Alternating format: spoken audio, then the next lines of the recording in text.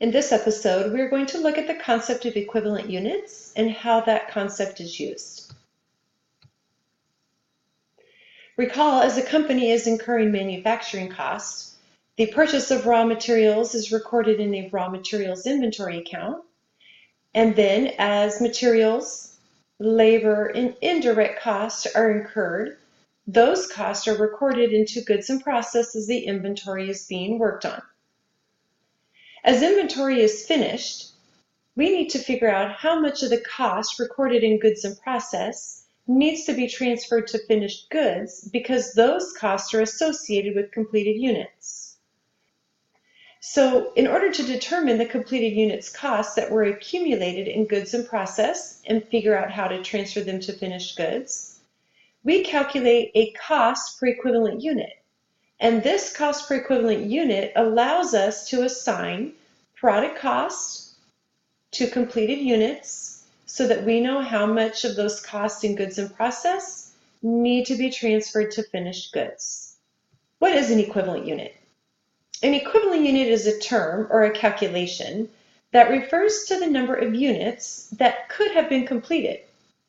If all of the costs of production or all of the production efforts had only been used to produce completed units instead of some completed and some partially complete. In other words, we have two half circles.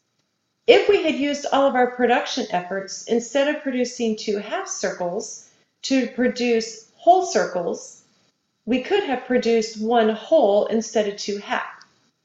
So two partially completed units equals one equivalent unit.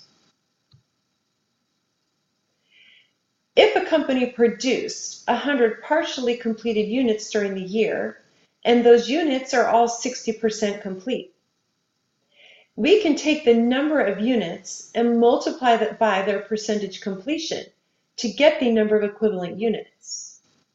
So 100 units partially complete at 60% completion means we could have used all of our production efforts to make 60 equivalent units instead of 100 partially complete. The direct material, direct labor, and factory overhead costs that have been accumulated and recorded in the work in process, also known as the goods in process inventory account throughout the period. These costs are totaled and then divided by the number of equivalent units processed to get the cost per equivalent unit for the period. So total product costs recorded in goods in process or work in process, which are the direct materials, the direct labor, and the applied overhead, and divide that by the number of equivalent units for the period. That will give us the average cost per equivalent unit, and that will be used to assign costs to completed inventory for transferring to finished goods.